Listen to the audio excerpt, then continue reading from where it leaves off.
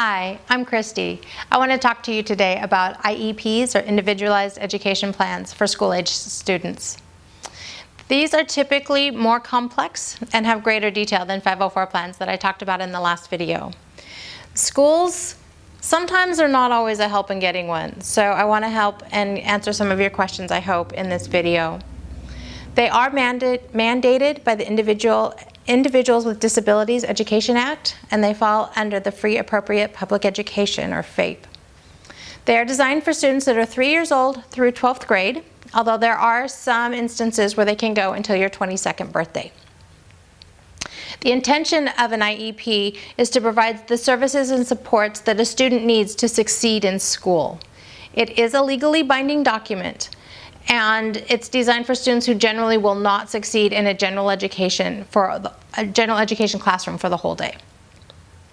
Some of the things that can qualify a student for an IEP include a learning disability or a physical disability, a developmental delay, some kind of impairment. It can be hearing or speech or vision, those kinds of things, a cognitive challenge or an emotional challenge, ADHD, autism, traumatic brain injury. Those are the kinds of things that can qualify a student.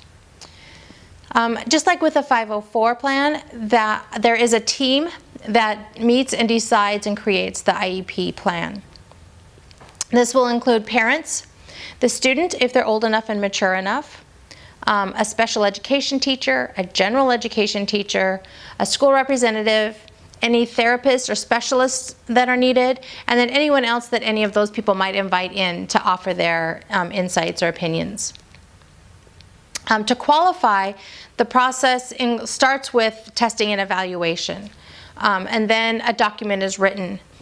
A lot of times a teacher will write a draft and send that around to all the different team members so that they can review it beforehand and make suggestions, and then this can help the meeting to actually go more quickly. It'll start with present levels. And so this is where the student is today.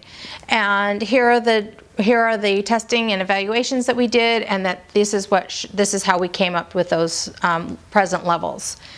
It'll include a list of accommodations, which is how a student learns in a general education setting, as well as modifications, which is what is taught or expected of the student.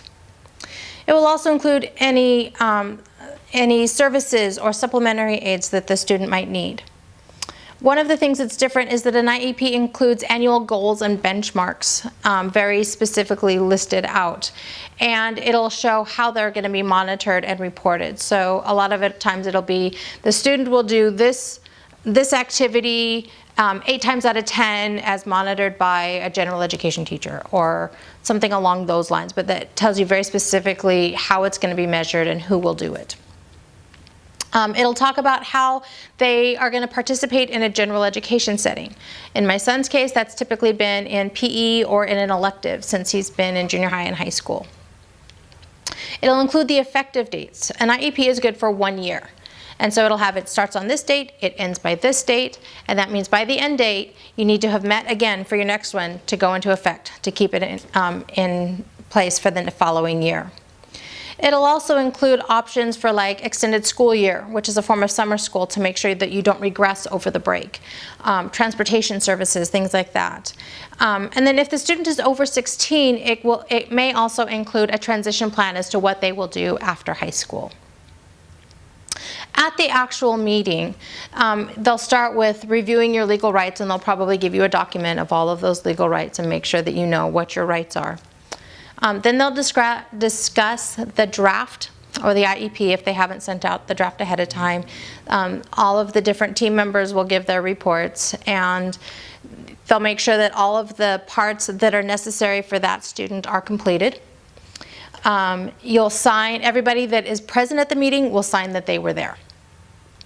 If you agree with everything at the end of the meeting, you can sign it and date it, and it will be completed and it will be put into effect.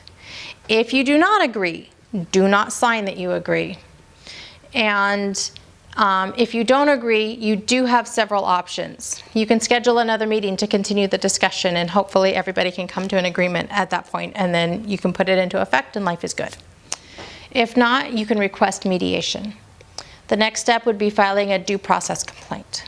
If that doesn't work, then you can request a resolution meeting. And as the last-ditch effort, you do have the option to file a civil lawsuit, and I hope that it never comes to that for you. One of the big things to remember, though, is that you need to get everything in writing. You need that paper trail. I did do a blog post on this with a list of resources, as well as a couple posts on all of this information in June of 2017. I would love for you to check them out at www.havenofhopeforme.com. And as you go through this process, I hope that you can agree with me that life is good and there is never a dull moment.